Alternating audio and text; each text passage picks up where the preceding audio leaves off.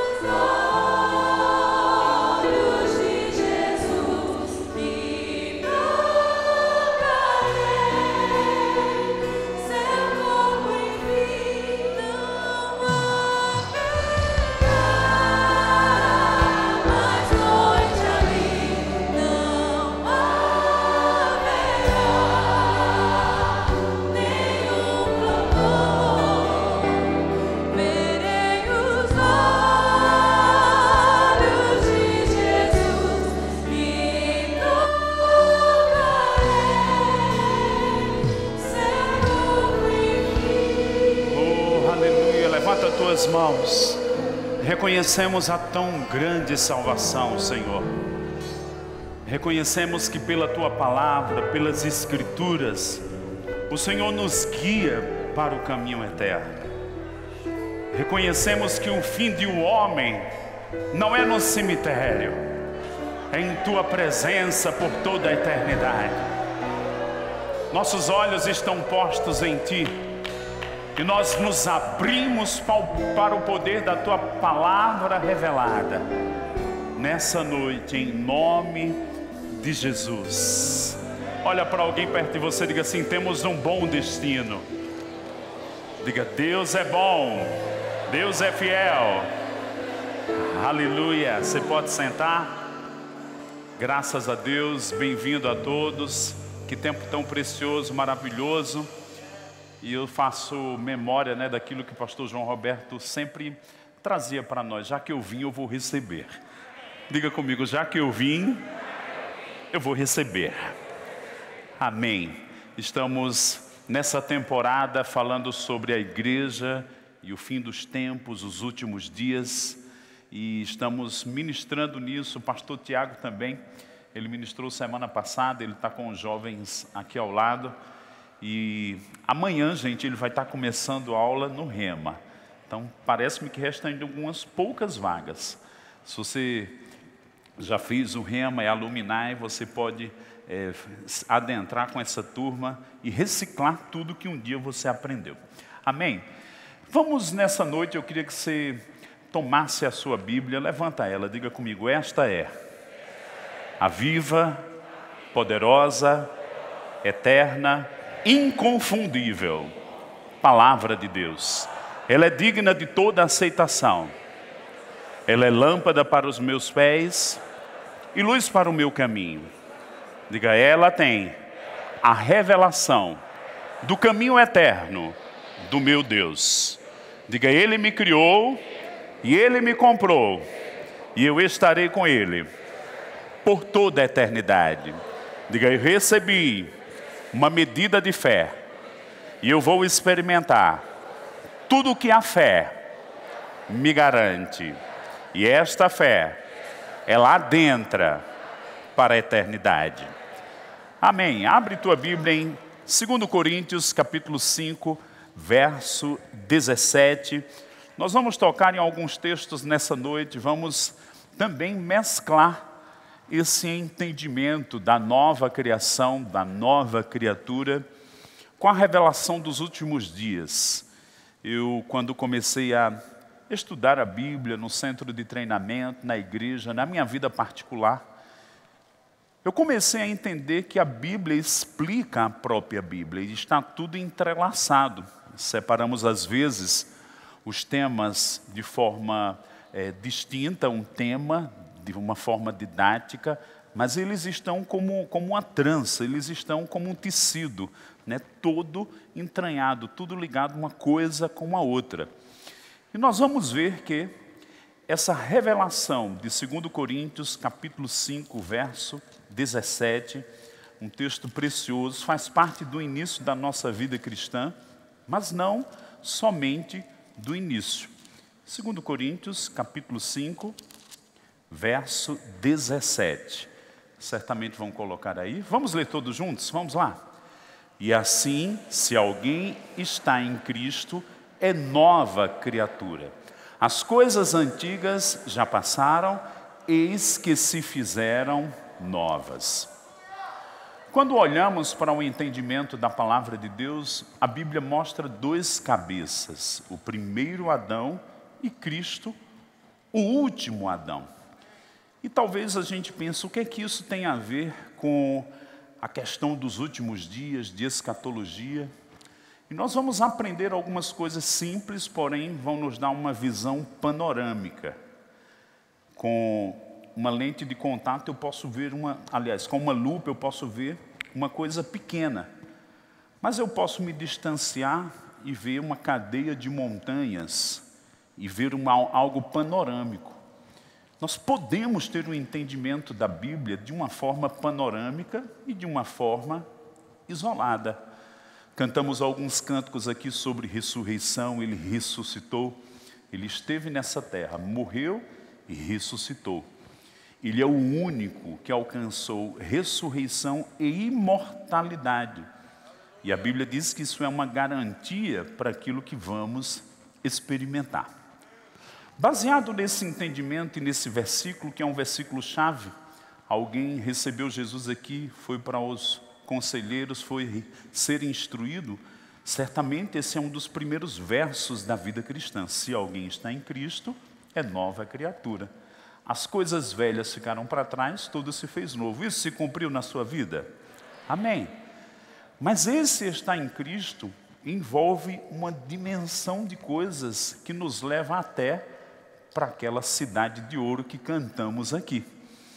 Então, o novo nascimento é a entrada, mas o desenvolvimento da vida cristã, a perseverança, a intensidade, vai fazer a gente experimentar tudo que a Bíblia diz para nós. Um outro texto que vamos usar agora, 1 Coríntios, capítulo 15.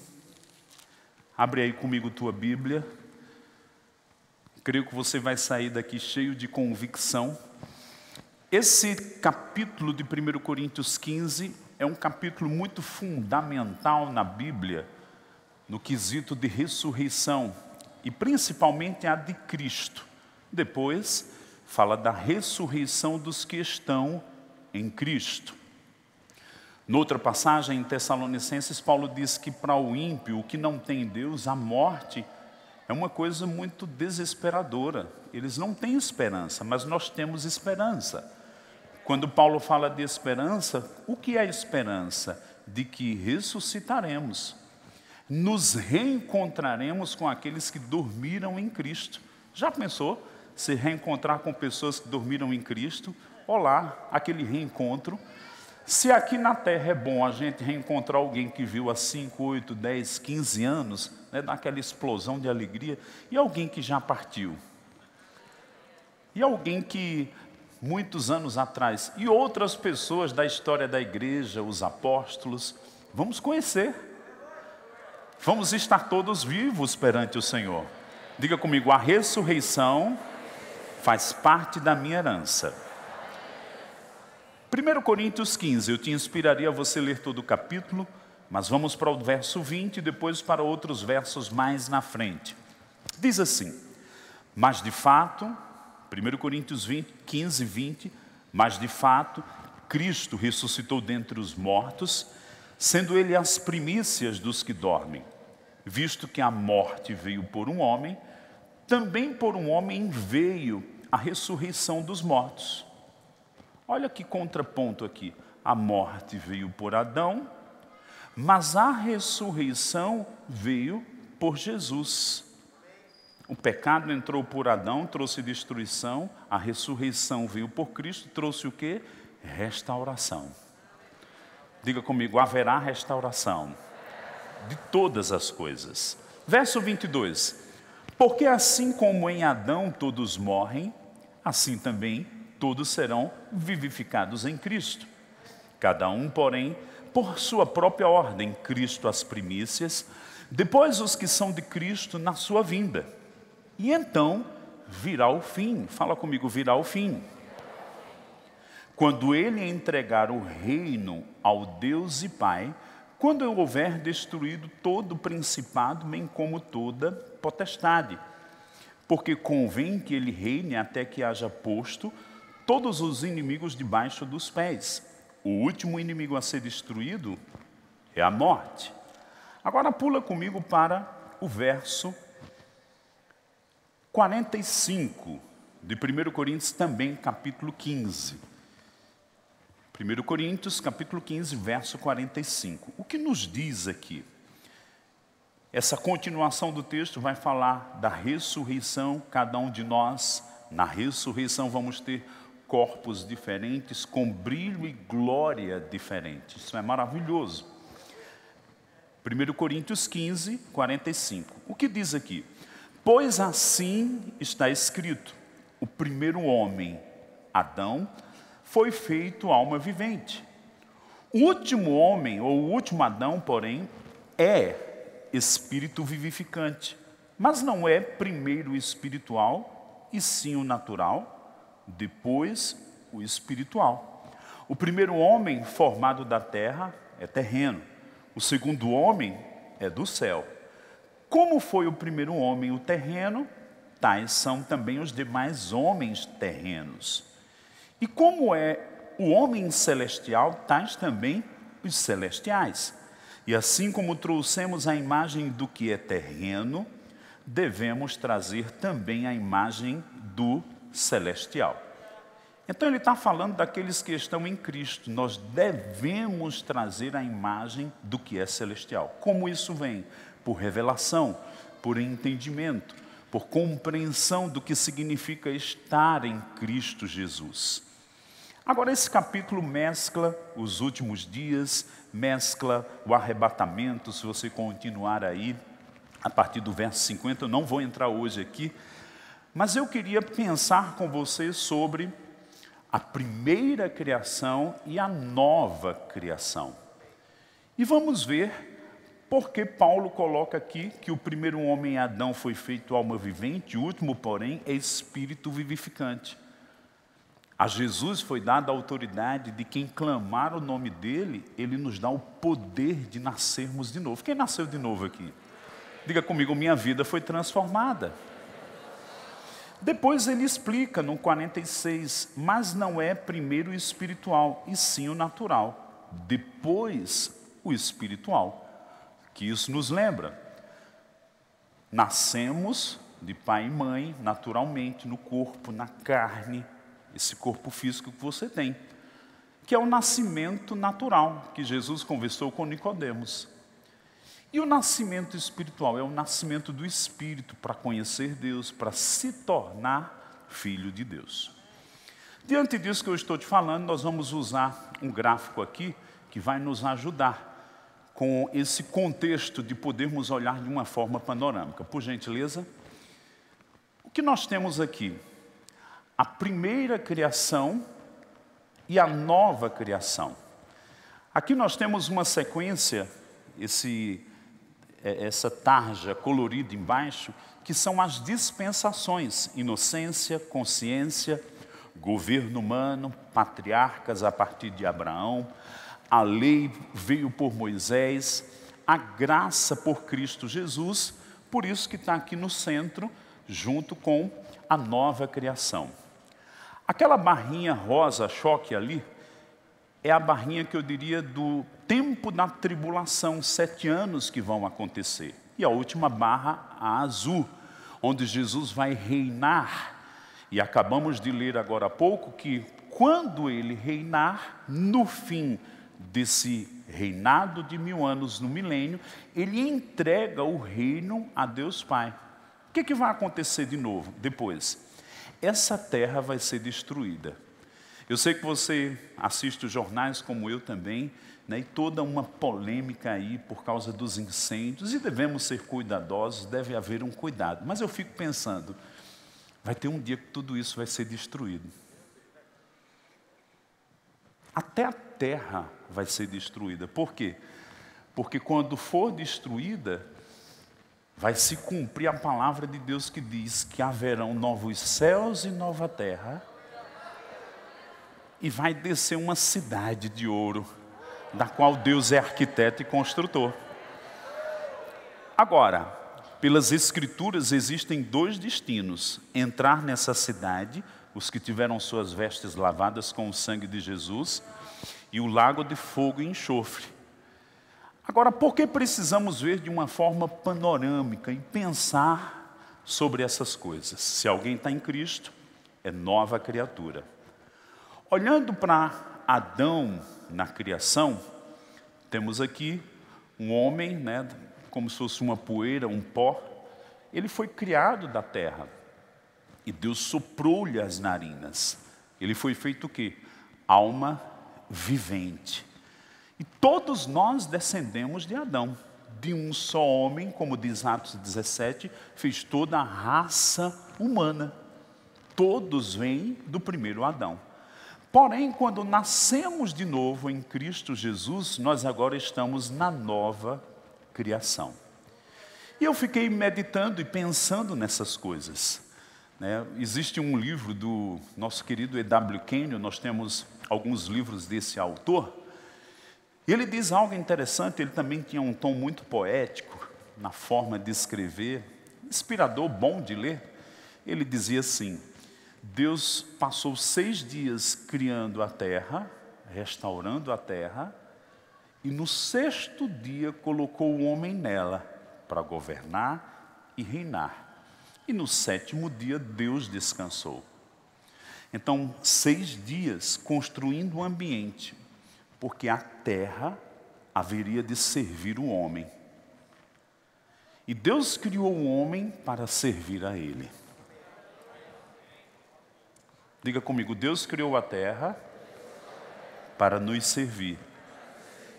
Porém, Deus nos criou para servir a Deus.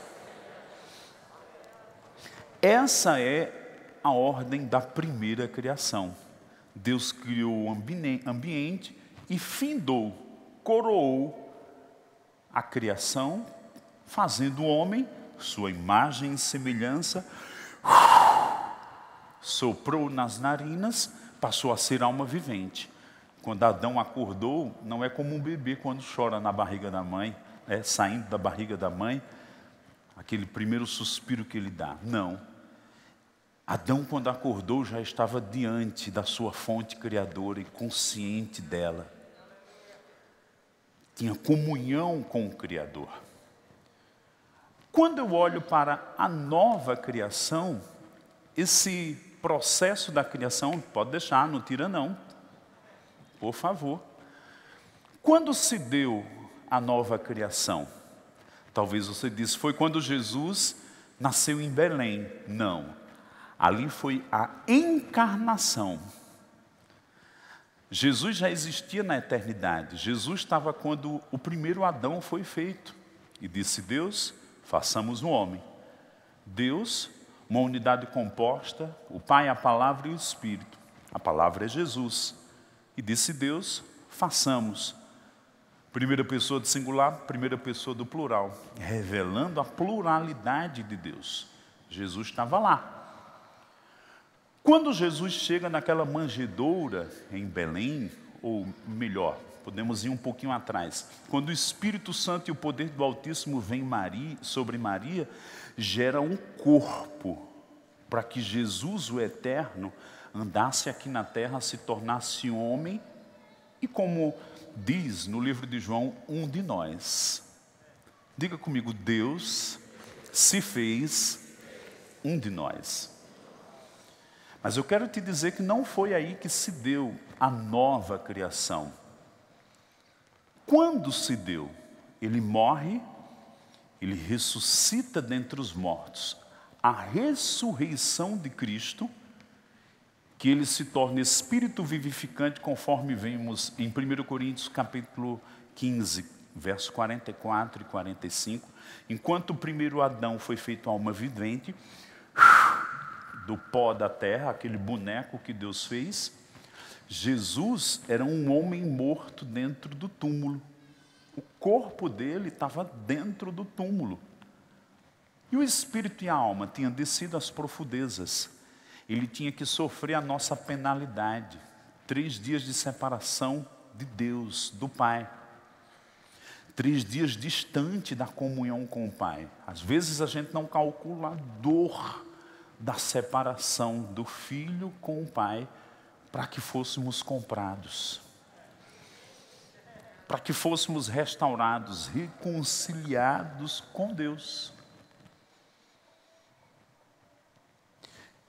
A Bíblia diz, Atos 13, temos também Atos capítulo 2, 3, vai falar sobre o testemunho da ressurreição de Cristo. Tu és meu filho, eu hoje te gerei. Estava lá no Salmo 2 profetizado. Quando? Quando Jesus é levantado dentre os mortos, assim como Adão foi o cabeça da primeira criação, Cristo é o cabeça da segunda, da última criação. Então, quando nós estamos agora nessa condição de nascidos de novo, eu estou em Cristo. E eu queria que a gente dissesse de novo, 2 Coríntios 5,17. Diga comigo, se alguém está em Cristo, é nova criatura. As coisas velhas já passaram e tudo se fez novo. Diga, eu estou nele. Agora, a nova criação, para ela está destinado o quê? Novos céus e novas terras, e nova terra. E uma cidade da qual Deus é arquiteto e construtor. Olhando o livro de Hebreus, diz que Abraão saiu, Deus o chamou, ele obedeceu, e ele peregrinou, mas ele tinha em vista uma cidade da qual Deus é arquiteto e construtor. Abraão viu muito mais do que a terra natural de Israel. Ele viu um lugar que ele habitaria com Deus, que é uma cidade que Deus mesmo, ele é arquiteto e construtor. Jesus diz isso em João 14, vou preparar-vos lugar, morada.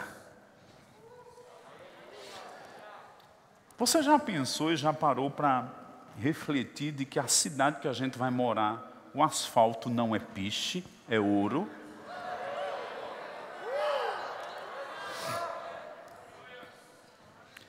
Lá em Pedro diz que isso faz parte da nossa herança.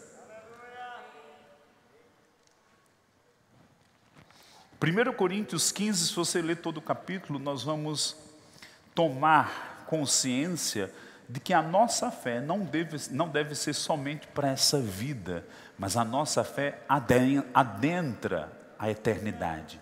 A nossa fé vê como um binóculo, uma luneta, vê além do que é visível. Por isso que é loucura para o homem natural. Mas sabe, irmãos, quando a gente começa a compreender a Bíblia, a revelação das Escrituras, isso vai desembaraçando nossa vida dos rudimentos desse mundo e a gente começa a se apegar e confiar naquilo que Deus falou, naquilo que Ele mesmo diz, eu velo sobre a minha palavra para cumprir. Você já parou para pensar o que Jesus venceu aqui na cruz do Calvário? Ele venceu a morte. Porém, Ele também vai nos dar a vitória sobre a morte. Mesmo que a gente morra, quando a trombeta soar, os que dormiram em Cristo vão ressuscitar.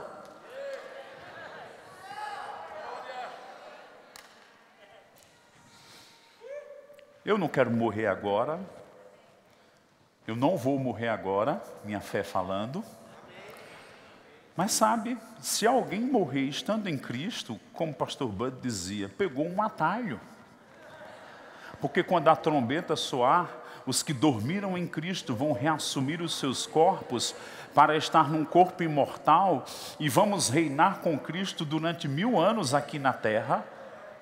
porque esse período do reino aqui, Jesus vem reinar na cadeira, no trono de Davi lá em Jerusalém. E a igreja vai vir reinar com ele. Aí eu pensei que eu ia morar no céu. Não, nós vamos reinar aqui na terra. A gente vai dar um passeio no céu. No céu vai ser o casamento com Jesus nas moradas do Pai. Mas é aqui que a gente vai morar. E os finalmente? Até os finalmente, essa terra vai ser destruída por fogo, vai haver novos céus e nova terra, a cidade desce. É na terra também que vamos viver na eternidade futura.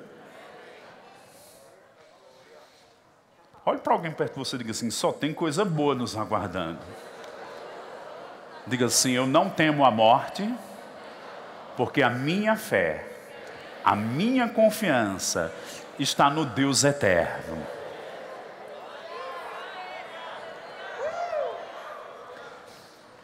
Agora vamos brincar aqui como se fossem crianças mesmo. Essa fatia aqui de cima, onde Jesus está no trono, sentado à direita do Deus Pai, pense ser a eternidade. E aqui, quando Deus criou os tempos, porque quando Deus criou a terra, e Ele a fez, Hebreus, lá no capítulo 11, verso 3, o universo foi feito pela palavra de Deus, ali está se referindo aos tempos, às dispensações. Deus criou o tempo, Deus criou a matéria, Deus criou o espaço. Quando Deus criou a matéria e o espaço, criou o tempo, o tic-tac do relógio, o Cronos. Mesmo estando aqui no Cronos, sol levanta, sol se põe, as estações vão, as estações voltam, anos começam, anos fecham. Eclesiastes 3:11 diz que Deus colocou a eternidade no coração do homem. Antes, sem Cristo, era impossível conhecermos as coisas de Deus. Mas agora que somos nascidos de novo, nós podemos entender as coisas de Deus e as coisas que Ele tem preparado para nós. Diga comigo: há um bom futuro. O Salmo 139, eu já disse 2 vezes hoje aqui, um orando e outro enquanto estávamos terminando nosso período de louvor, diz lá que Ele nos guia pelo caminho eterno. Deus vai te guiar nas coisas dessa vida, mas Ele está dizendo: o que eu mais quero é te conduzir, te fazer um dia entrar naquela cidade de ouro, da qual eu sou arquiteto e construtor, e eu vou trazer todos aqueles que atentarem para as minhas palavras. Diga comigo: eu vou experimentar tudo que Deus tem para mim. Abre um outro texto que é bem interessante a gente ler. 2 Pedro, capítulo 3. 2 Pedro, capítulo 3. No outra escritura, Paulo diz que nós devemos amar a vinda do Senhor. Eu quero, de uma forma graciosa, tirar o medo desse assunto para você. Nós estamos aqui com 2 livros, aqui o livro A Língua, Charles Capps. Irmãos, Deus criou os mundos pelo poder da sua palavra. Agora nós vivamos pela fé no tempo que nos resta. Eu tenho que aprender a como viver em fé. A fé vai servir para essa vida e para a vida por vir. E temos também, foi lançada em dezembro do ano passado, a Bíblia Jeffrey, de estudos proféticos. Ela é toda comentada sobre o tema dos últimos dias, da escatologia, da volta de Jesus. Todos os versículos que falam, Eu estou com a minha, vez por outra, eu estou pegando nela, estou usufruindo das riquezas. É a terceira Bíblia, no meu conhecimento, que fala sobre escatologia. Tem a profética de profecias e essa Bíblia Jeffrey, estudos proféticos. Eu te inspiraria a você perder o medo desse tema. Nós estamos com um combo aí, e é para mesmo você ficar inteirado, começar. Mas eu não quero ler Apocalipse. Eu não estou dizendo que você vai ler Apocalipse. Como é que a gente faz? Você vai numa numa dessas piscinas termais, você não entra na piscina mais quente, você entra na mais rasinha e mais morna. E aí você vai entrando em outros níveis de temperatura e profundidade. Eu declaro que você vai ficar tão consciente daquilo que Deus tem para o futuro. E Deus revela o futuro. Vamos pensar aqui. Deus está na eternidade. E na eternidade, Ele vê passado, presente e futuro como se fosse um eterno presente. Por isso que Ele pode dizer a mim e a você, Ele está na dimensão da eternidade, Ele pode dizer a mim e a você alguns detalhes de coisas que vão acontecer no futuro. Isaías 46, 9 e 10, Deus diz, eu anuncio o fim desde o princípio. Se Deus vem anunciando e se cumpriu, quer dizer que o que falta se cumprir, vai se cumprir. Por causa da integridade do caráter de Deus. Lembra o que Jesus disse, lá em Mateus 24? Vão passar os céus e a terra, e vai passar mesmo. Mas as minhas palavras não passarão. Tem gente aqui que precisa voltar os seus olhos para a Bíblia. Tem gente que está pensando que a Bíblia é um livro de historinha de homens. Deixa eu te dizer, a Bíblia foi inspirada pelo Espírito de Deus, 40 homens, um período de 1600 anos, e ela explica ela mesma, ela tem coerência, ela revela a harmonia de uma orquestração divina para revelar a si mesmo e o seu plano da redenção. E para de preguiça de ler a Bíblia. Volta para as Escrituras. A resposta está aqui. Não fique embriagado com a confusão do mundo, porque o mundo vai de mal a pior. Mas aquele que se firma na palavra, como diz Isaías 26, aquele que está com os pés na rocha, não vai se abalar. Vai permanecer firme. O mundo pode desmoronar, mas nós vamos ser como aquela mulher que muitos desprezavam, uma prostituta. Ela colocou fé. E as muralhas de Jericó caíram, mas o pedaço de lugar onde o pé dela estava não se abalou. E Deus a preservou. Quem tem fé, Deus preserva.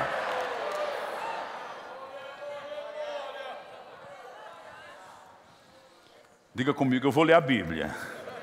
Diga, eu vou estudar. Diga assim, preguiça. Para longe de mim. Amém. Você que abandonou o rema por uma situação ou outra, volta em 2022, meu querido.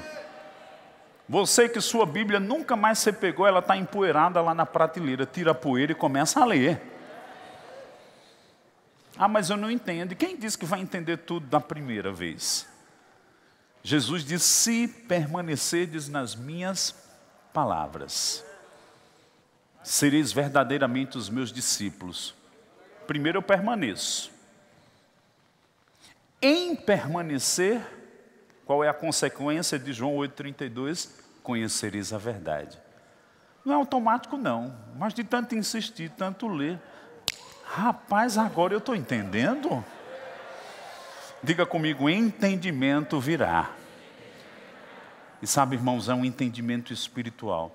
O Espírito Santo está só aguardando você se debruçar, porque aí ele vem e vai te iluminar, vai explicar as verdades da palavra de Deus. Recebe essa palavra para você. Vamos lá, eu não me esqueci, 2 Pedro capítulo 3. Vamos ver aqui, eu vou fazer uma leitura mais extensa e eu quero que você acompanhe.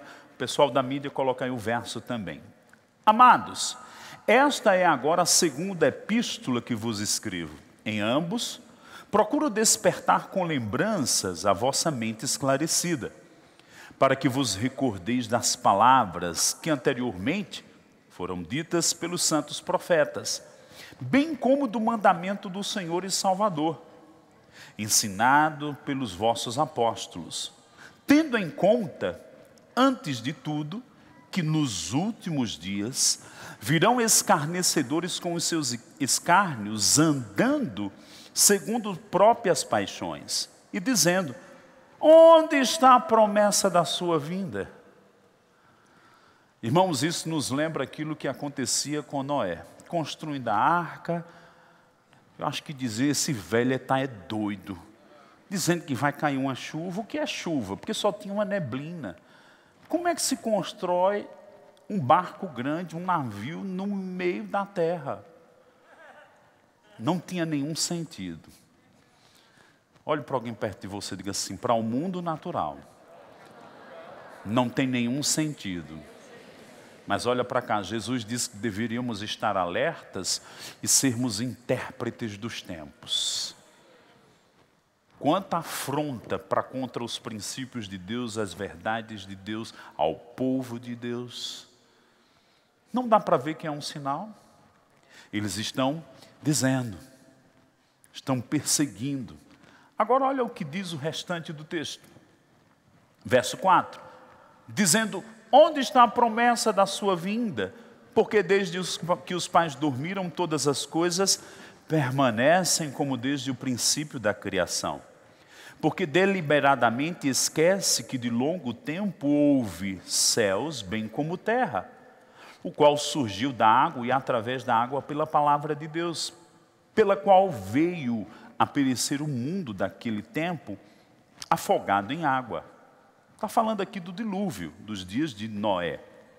Verso 7. Ora, os céus que agora existem e a terra, pela mesma palavra, têm sido entesourados para fogo, estando reservados para o dia do juízo e destruição dos homens ímpios. Há todavia uma coisa, amados, que não deveis esquecer, que para o Senhor um dia é como 1000 anos e 1000 anos como um dia. Não retarda o Senhor a sua promessa, como alguns a julgam demorada. Pelo contrário, Ele é longânimo para convosco, não querendo que nenhum pereça, senão que todos cheguem ao arrependimento. Olhe para alguém perto de você e diga assim: Deus não quer que nenhum pereça. Diga: repousa sobre nós a responsabilidade de pregar o Evangelho. Olha para cá. Quando Paulo pregou o Evangelho no Areópago, os últimos versículos 30 e 31, ele disse: Deus ressuscitou Jesus, que um dia voltará para ser juiz e julgará segundo as obras de cada um. Quando olhamos para um quadro desse, acabamos de ver que a terra está sendo entesourada para fogo. Pedro considerou que lá no fim da consciência começou o governo humano, quando houve o dilúvio, foi destruída com água, mas vai ser destruída com fogo. Quando? Essa barra laranja que temos graça é o período da igreja, estamos chegando no fim. Haverá o tempo da tribulação. Vamos ter antecedendo o tempo de quê? O tempo do arrebatamento, onde Jesus virá e parará numa nuvem e Ele trará todos os espíritos dos que dormiram em Cristo, que morreram com fé nele. Ele vem, eu imagino, no trono, Deus dizendo: Jesus, chegou a hora, vai.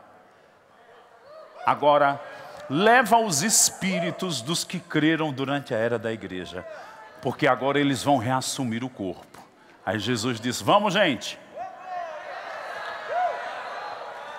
Só que nessa vinda ele não pisa na terra, ele para na nuvem. Paulo declarou isso, Tessalonicenses. Ele para na nuvem, mas os espíritos vão descer. Vão para onde?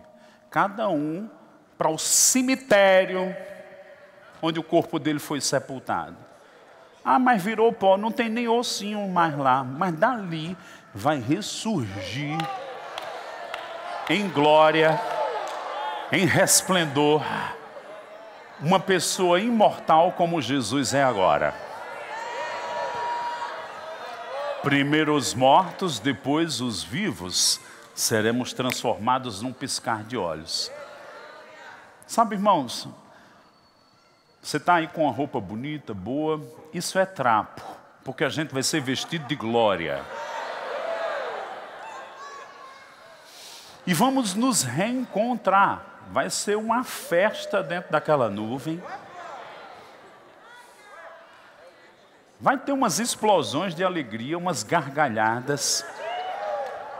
Vai ter umas celebrações, vai ter uns gritos, valeu a pena!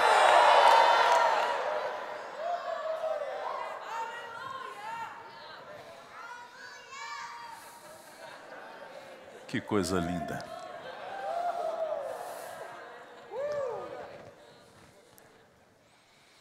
E o veremos como Ele é.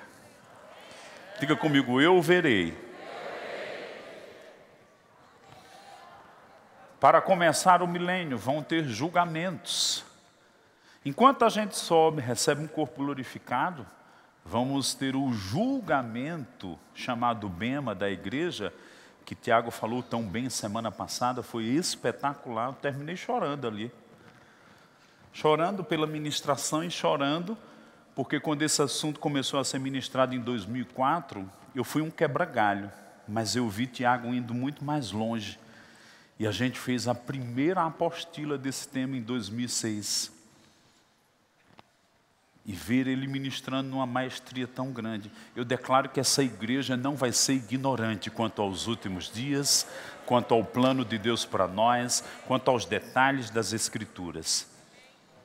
E aí o que é que Pedro conclui aqui, verso 10. Virá, entretanto, como ladrão o dia do Senhor, no qual os céus passarão com estrepitoso estrondo, os elementos se desfarão, também a terra e as obras que nela existem serão atingidas.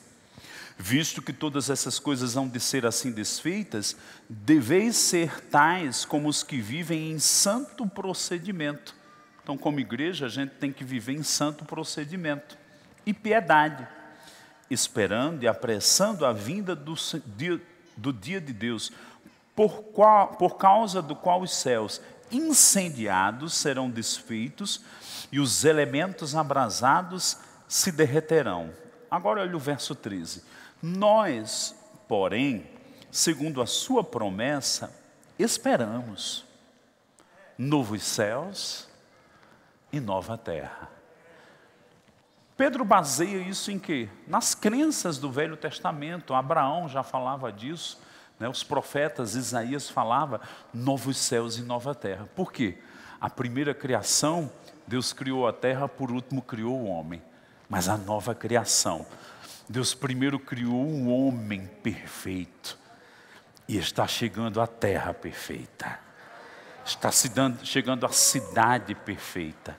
Está chegando o tempo onde vamos estar na eternidade. Não vai ter mais choro, não vai ter mais clamor, não vai ter mais lágrima,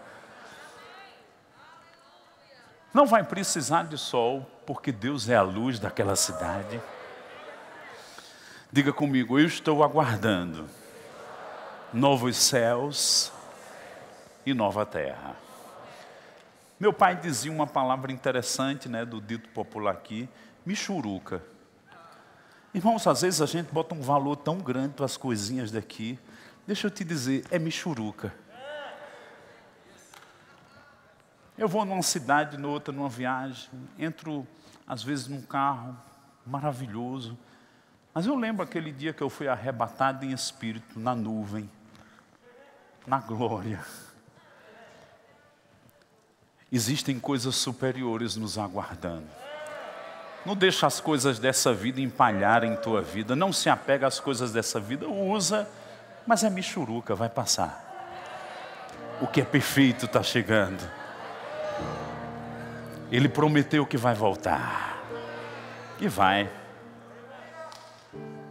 Não é nesse tempo cronos, mas é um tempo da eternidade que tudo está se cumprindo. Ele vela a palavra para cumprir. Eu queria que você ouvisse essa canção, diante dessa expectativa de novos céus e nova terra.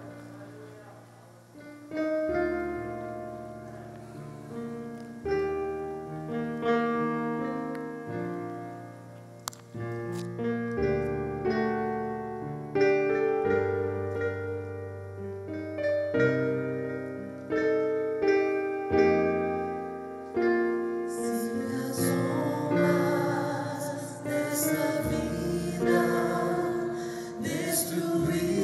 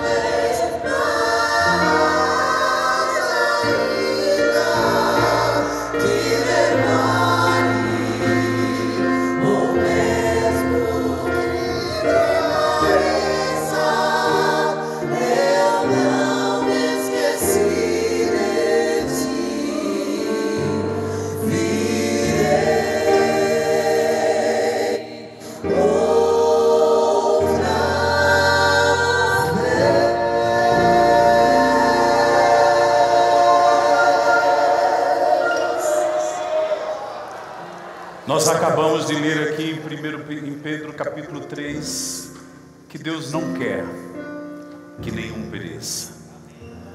O lago de fogo e enxofre foi preparado para o diabo e os seus anjos, mas Ele preparou uma grande salvação.